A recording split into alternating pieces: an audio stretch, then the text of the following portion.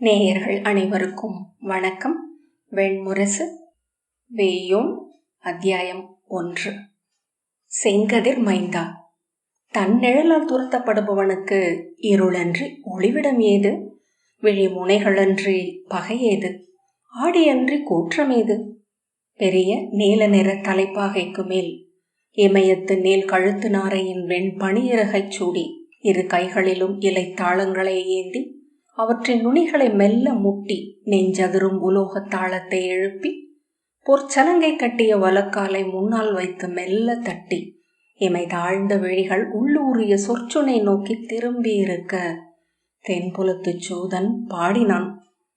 அவன் அருகே முழவுடன் அமர்ந்த முதிய சூதன் பொற்குண்டலங்கள் அசைந்தசைந்து கண்டங்களை தொட்டு விலக உதடுகளை இறுக்கியபடி துடிப்பரப்பில் நின்றாடிய இரு விரல்களால் தாளமிட்டான். மறுபக்கம் சலங்கை கோலை கையில் ஏந்தி விரல்களால் அதை தாளத்தில் அசைத்தெழுப்பி கண்மூடி கொழுநனின் குரல் வழி சென்று கொண்டிருந்தாள் விரலி. அவர்களை சூழ்ந்திருந்த இசைக்கூடம் கங்கையின் இளம் காற்று உலாவ ஒளியுடன் விரிந்திருந்தது.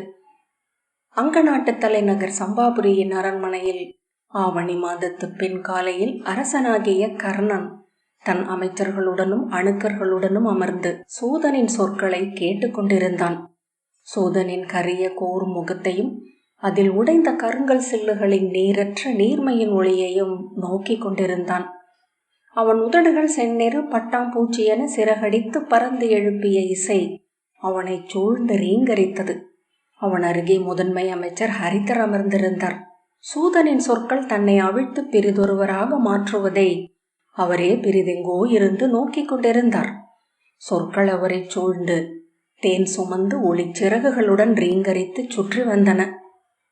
மலருள்ள மண்ணிலெங்கும் எழும் தேனீக்கள் அனைத்தும் ஒற்றை இசையையே பாடுகின்றன. எங்கிருந்து தேன் வருகிறதோ அங்கிருந்து வருவது அவ்விசை. மலரூறும் தேன்களில் சிறு துளியே தேனீக்களால் தொட்டு சேர்க்கப்படுகிறது.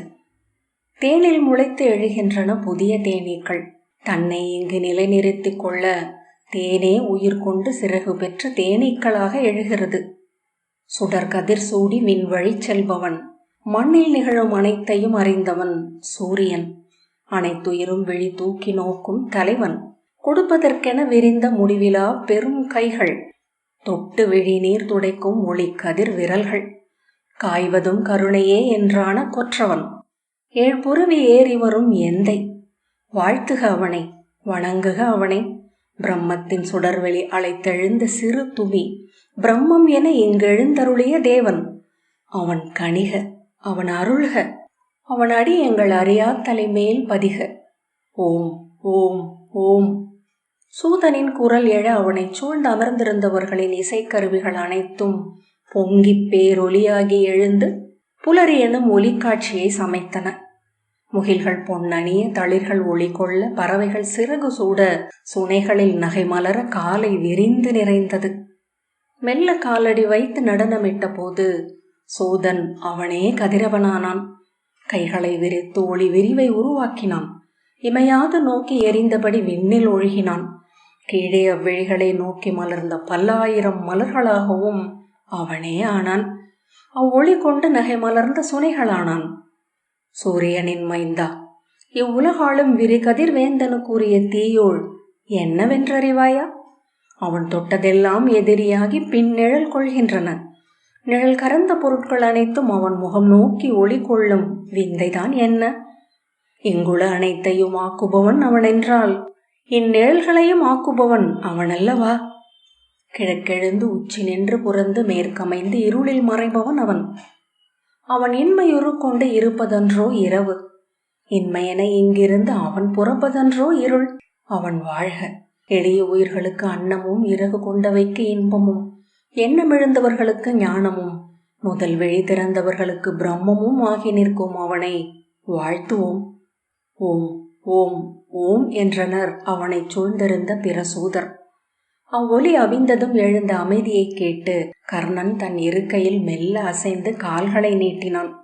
அவனுக்கு வலப்பக்கம் நின்றிருந்த அடைப்பக்காரன் சற்றே குனிந்து நீட்டிய வெற்றிலையில் சுருட்டப்பட்ட சுக்கையும் மிளகையும் வாங்கி வாயிலிட்டு மென்றபடி பொருள் வந்து அமையாத வெற்று வழிகளால் சூதனை நோக்கி கொண்டிருந்தான். அணையா வெம்மை கொண்டு எழுந்த அனல் குலத்தோன் ஒருவனின் கதையுடன் இந்த அவைக்கு வந்தேன். துயிலற்றவன், அழிவற்றவன், காய்பவன், கனிபவன் என்று சூதன் தொடர்ந்தான். சலங்கை கட்டிய கையை தூக்கி உரத்த குரலில் அடங்கா வெஞ்சனம் கொண்ட அவன் பெயர் பரசுராமன் என்றான். பிறகு குலத்தவன், பார்க்கவ ஜமதக்னியின் இளைய மைந்தன், எண்ணமெனச் சென்று தைக்கும் அம்புகள் கொண்டவன், என்றும் தளராத வில்லேந்தியவன், கூற்று தெய்வத்தின் சென்னாவென விடாய் கொண்ட மழுவை சூடியவன், களை கட்டு பைங்கூழ் பேணியவன், குருதி வேள்வியில் குளம் தழைக்கும் அமுத எழச் செய்தவன், அவன் வாழ்க. அவனைச் சூழ்ந்திருந்த சூதர் வாழ்க வாழ்க என ஓசையிட்டனர். மாமுனிவனுக்கு மனைவியான அவன் அன்னை ரேணுகை முன்பொரு நாள் கணவனுக்கு காலை வேள்விக்கு நீர் கொணரச் சென்றாள். குனிந்தமர்ந்து மணல் கூட்டி உளம் குவித்து மாமங்கலத்தின் வல்லமையால் குடம் சமைக்கும் நேரம் தன் நெஞ்சென நெளிந்தோடிய நதியில் விண்ணில் விரைந்த ஒரு கந்தர்வனின் நிழலை கண்டாள். அவள் அள்ள அள்ள கலைந்தது நதிமணல். 1000 காலடிகள் பதிந்த மணல். அவற்றை அழித்தோடிய நதியே காலம் என்றறிந்த மணல். அன்று காலை எழுந்த புத்தம் புது மணல். களம் திரளாமை கண்டு அவள் திகைத்து எழுந்தாள். விழி தூக்கி கந்தர்வன் சென்ற வழியை நீலவானில் ஒரு வண்ணத்தீற்றல் என கண்டாள். முதிராயிள மகளென தன்னை உணர்ந்து ஒரு கணம் புன்னகைத்தாள். பின்பு அஞ்சி உளம் கழுந்தாள். அழுத கண்களுடன் ஈர நெஞ்சை இரு கை கொண்டு பற்றி கால் பின்ன நடந்தாள். அந்த நிழல் அவளும் கறந்து உடன் வந்தது. இல்லம் மீண்டு தன் கணவன் முன் ஒவ்வொரு மணலும் விடுதலை கொண்டு விட்ட தனது நதியை பற்றி அவள் சொன்னாள். ஒன்றென இணைக்கும் ஒன்றை அவள் எழுந்துவிட்டாள் என்று உணர்ந்து சினந்தெழுந்த ஜமதக்னி முனிவர் தன் மைந்தரை நோக்கி அவள் தலை கொய்யும்படி ஆணையிட்டார். கொழுனரென மைந்தரென சூழ்ந்த அவை நடுவே தனித்து கண்ணீர் வழிய நின்றாள் பெண். சினம் மேலும் மூள செய்கை இக்கணமே என்றார் தந்தை. இயலாதே என கை நடுங்கி நெஞ்சுளைந்து பின்னகர்ந்தனர் மைந்தர்.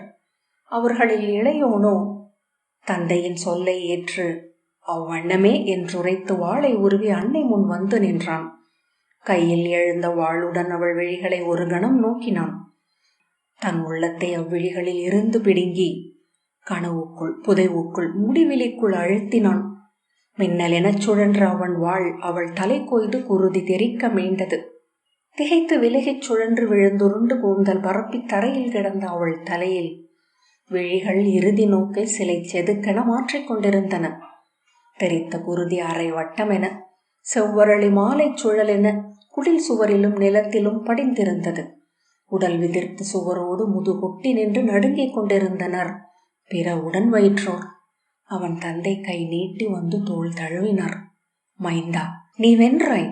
இங்குள்ள ஒவ்வொரு உயிரும் தெய்வங்களிட்ட தலைகளால் ஆனது என்று உணர்க. மீனுக்கு நீரும் புழுவுக்கு வளையும் மானுக்கு நிலமும் குரங்குக்கு மரவும் பறவைக்கு வானும் எல்லைகளாக வகுக்கப்பட்டுள்ளன. மானுடனுக்கோ அச்சங்களும் மையங்களுமே எல்லையை சமைக்கின்றன என்றார் தந்தை. ஒவ்வொரு தலையாக வென்று தான் எனும் இறுதி தலையை அறுத்து அப்பால் செல்பவனுக்குரியது இங்கென திகழ்ந்து எங்குமெனக் காட்டி அங்கிருக்கும் அது எனும் உண்மை. இப்புவியில் மானுடர் எவரும் கடக்க முடியாத தலையொன்றை இன்று கடந்தாய். இனி இவ்வண்ணமே ஆகுக உன் பயனும் என்று தலை தொட்டு வாழ்த்தினார். உன் நெறியில் சென்று குன்றா சிறப்பை அடைக, விண்ணோக்கி உதிர்க. ஆணை தந்தையே என்று தலை வணங்கி குருதி வழிந்து கருமை கொள்ளத் தொடங்கிய வாளுடன் அவன் திரும்பிச் சென்றான். அந்த வாள் உன்னுடன் இருக்கட்டும் என்று தந்தை அவனுக்கு பின்னால் ஆணையிட்டார். ஏனென்றால் அதுவே இனி உன் பாதை. வேதமல்ல, வெங்குருதியே இனி உன்னை சூழ்த்திருக்கும். அவ்வாறே ஆகுக. தயங்காத காலடிகளின் ஓசை சீரான தாளமென தன்னை சூழ்ந்திருந்த காற்றில் இலை முகில் குவைகளுக்கு மேல் முட்டி எதிரொலிக்க நடந்து ஆற்றை அடைந்தான். அந்த வாளை நீரில் அமிழ்த்து முழந்தாளிட்டு அமர்ந்து கழுவத் தொடங்கினான். கரைந்து கரைந்து செந்நிறம் கொண்டது நீல தெளிநீர். அவ்வாள் ஒரு குருதி கட்டி என செம்புணல் பெருக்கை எழுப்பியது. அதன் ஆணி பொருத்துகளுக்குள்ளிருந்து ஆழ்புண் என குருதி ஊறி வருவது போல் இருந்தது. கை நகங்களால் சுரண்டியும் மென்மணல் கொண்டு உரசியும் அவன் கழுவ கழுவ குருதி பெருகி வந்தது. பின் ஏதோ எண்ணி அவன் விழி தூக்கி நோக்கிய போது அப்பெருநதி செங்குருதியின் அலை பெருக்கென விழி நிறைத்து சென்று கொண்டிருக்க கண்டான். அஞ்சி எழுந்து 3 அடி பின்னால் நடந்து பதறும் கைகளுடன் நின்றவன் நோக்கில் அச்செம்பரப்பில் எழுந்தது அவள் நிழல். அவ்விருதி நோக்கின் அழிவிலா கணம். பதறி கை நீட்டி அன்னையே என்று அவன் கூவினான். அன்னையே, நீயா? நீதானா? அவள் முகம் கொண்ட சிலைப்பை உணர்ந்து, அன்னையே, என் சொற்களை கேள், என் துயரை அறி, என் தனிமை உணர். ஆனால் வெங்கதிரோன் புதல்வனே, நம் நிழல் நம் சொற்களை கேட்பதில்லை, நம் தொடுகையை உணர்வதில்லை. நம்முடன் உரையாடி நம் குரல் கேட்காதிருக்கும் தெய்வங்கள்தான் எத்தனை இரக்கமற்றவை. சொல்லால் தொடப்படாதவைதான் எத்தனை தொலைவில் உள்ளவை. சொல்லுக்கு அப்பால் உள்ள அனைத்துமே பேருரு கொண்டவை அல்லவா? சொல்லை சிறிதாக்கும் முடிவின்மையாக எழுபவை அவை. அருந்து விழுந்த மணி மாலை என மொழி கீழே விழுந்து சொற்கள் உருண்டு மறைய கண்டு நின்ற அவன் தீப்பட்ட காட்டு விலங்கென ஊளையிட்டபடி திரும்பி மரக்கூட்டங்களிடையே ஓடினான். சாட்டை எனச் சுழன்று அவனை அரைந்தன காட்டுக் கொடிகள். முனை கூர்ந்து அவனை கீறி சென்றன முச்செடிகளின் கூருகிர்கள். நாகமென வளைந்து அவன் கால் சுற்றி இழுத்து நிலத்திட்டன வேர் பின்னல்கள். சினந்தெழுந்து அவனை அரைந்தது நிலம். அவனது ஒரு குரலை வாங்கி 1000 நிழல் மடக்குகளுக்குள் சுழற்றி நகை புலியாக மாற்றி அவனை சூழச் செய்தது கருணையற்ற அக்காடு. 7 நாட்கள் அவன் ஓடிக்கொண்டிருந்தான். இறுதி விசையும் இழிந்து அகன்ற பின் இல்லை என்றான கால்களுடன் தளர்ந்து மடிந்து அவன் விழுந்த இடத்தில் இருந்த சிறு சுனையில் எழுந்திருந்தன அணையா விழித்தழல்கள். சொல்லெனும் பொருளெனும் உணர்வெனும் ஒழுக்கு தீண்டா 2 வெறும் கூர் முனைகள். 2 கைகளையும் ஊன்றி தலை தூக்கி அன்னையே, அன்னையே, அன்னையே என்றவன் அங்கு அமர்ந்து கதறி அழுதான்.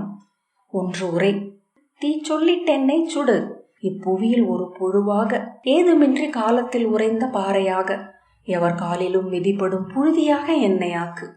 அன்று விழித்திறந்து என் ஒரு சொல்லை கேள். அங்கிருந்து வெறும் நோக்கென என்னை சூழும் இப்பெரும் வதையை விடு. உன் முலையமுதை அருந்தியவள் நான். இன்று உன் பழியூறிய நஞ்சை நாடுகிறேன்.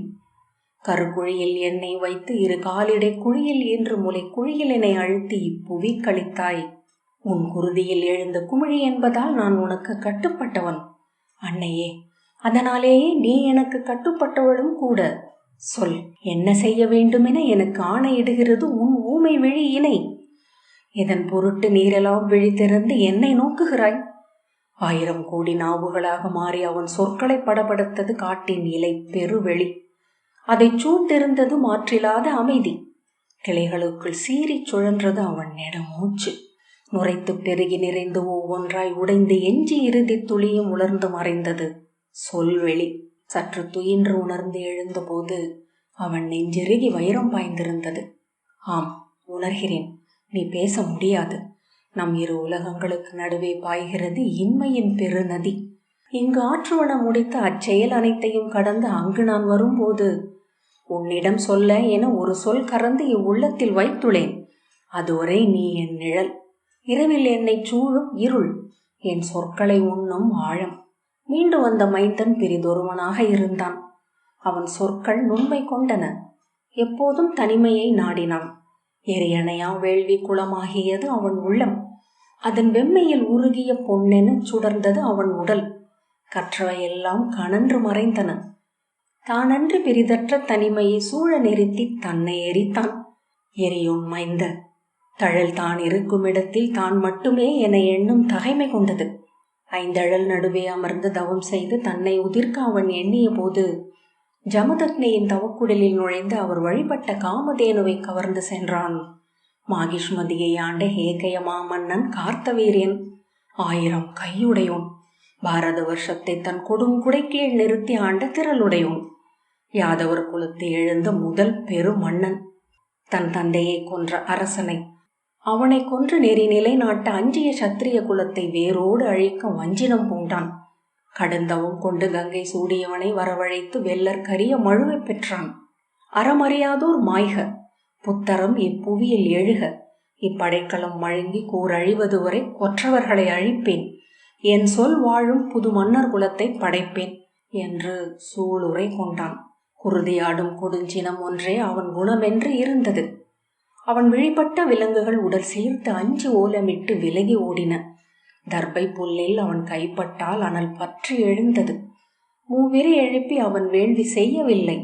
விண்ணவருக்கும் நீத்தோருக்கும் கடன் எதையும் கழிக்கவில்லை. நெய் உண்டு நெளிந்தாடும் வேள்வி தீயே அவன் உயிர். அவன் உண்ணும் ஒவ்வொன்றும் அவி. நீராட நதிக்கரைக்கு அவன் செல்கையில் நீர்பரப்பு அனல் வடிவாவதை கண்டனர். அவன் உடலில் விழுந்த மழை துளிகள் உலை வெங்கலம் மீது பட்டவை போல பொசுங்கி வெண்ணிற ஆவியென மாறிச் சூழ்வதை அறிந்தனர். அவன் துயில்கையிலும் அவன் மழுதுயிலாது அசைந்து கொண்டிருந்ததைக் கண்டு அஞ்சினர். கொலைக்கொள் பெருந்தெய்வமென அவன் எழுந்தான். முப்பெரும் கடல் சூழ் பாரத பெருநிலத்தை மும்முறை சுற்றி வந்தான். சத்திரிய குலங்களை கொன்று குருதியாடினான். அவர்களின் புறங்களை எரித்தழித்தான். குலக்கொழுந்துகளை கிள்ளி அகற்றினான். கொல்லும் தோறும் பெருகும் சினமும் வெல்ல வெல்ல எழும் வேட்கையும் கொண்டு அலைந்த அவன் விழைவதுதான் என்ன என்றறியாது தவித்தனர் முடிமன்னர். எதை கடக்க எண்ணுகிறான்? எதை கொள்ள உண்ணுகின்றான்? எரிகதிர் மைந்தா, தன்னை தொடரும் நிழலில் இருந்தல்லவா அவன் விரைந்தோடி கொண்டிருந்தான். நிழலால் துரத்தப்பட்டவன் எத்தனை விரைவாக ஓடினால் தப்ப முடியும்? எத்தனை அரியணைகளில் அமர்ந்தால் வெல்ல முடியும்? சூதன் சொல்லி நிறுத்திய போது விதிர்ப்புடன் மீண்டது அவை. முதன்மை அமைச்சர் ஹரிதரர் திரும்பி அவனை நோக்கினார். அவன் அனைத்து பீடங்களிலும் களைத்து அமர்ந்திருப்பவனைப் போல கால்களை நீட்டி கைகள் தளர இருப்பதே வழக்கம். அரியணையில் கூட அவ்வாறே தோன்றுவான். அமர்ந்திருக்கும் பீடங்களை எல்லாம் அரியணையாக்கியவன் என்று மாமன்னர் உபரிசிரவசை பற்றி சூதன் ஒருவன் பாடிய சொல்லை அவர் அறிந்திருந்தார். அரியணையையும் மஞ்சமாக்கியவன் என்று அவனை அந்த சூதன் பாடக்கூடும் என எண்ணியதும் அவர் புன்னகை செய்தார். அவனுடைய உடலின் நீளமே அந்த அமர்வை அமைக்கிறது என அவர் அறிந்திருந்தார். நீள் மூச்சுடன் ஹரிதர் அவையை சூழ நோக்கினார். அந்த கதையாட்டு அங்கே முடிந்தால் என்ன என்று தோன்றியது. அச்சொற்கள் சூடிய நெருப்பால் மெல்ல அவை கூடமே பற்றி எரிய தொடங்குவது போன்ற உள மயக்கால் அவர் அமைதி இழந்தார். அருகே குனிந்த துணை அமைச்சரிடம் ஒன்றுமில்லை என்று தலையசைத்தார். கர்ணனின் அணுக்கர் அவனிடம் குனிந்து ஏதோ சொன்னார். அவன் அச்சொற்களை கேட்கவில்லை. சூதன் கண்களை மூடி அசையாமல் நின்றிருக்க இளம் விரலி பின்னால் இருந்து மூங்கில் குழையில் அவன் அருந்த வெய்ய நீரை அளித்தாள். அதை வாங்கி அவன் மும்மிடர் அறிந்துவிட்டு மீண்டும் தொடங்கினான். வெய்யோன் மகனே, எரிதலே மாமனிதர்களை உருவாக்குகிறதென்று அறிக. எரியாது எஞ்சுவது தெய்வங்களுக்கு. எரிதலின் ஒளியே இவ்வுலகுக்கு. ஓம் ஓம் ஓம் என்றனர் சூழ்ந்திருந்தவர்கள். சூதன் தன் கதையை தொடர்ந்தான். வெய்யோன் முதல் அத்தியாயம் இத்துடன் நிறைவு பெற்றது.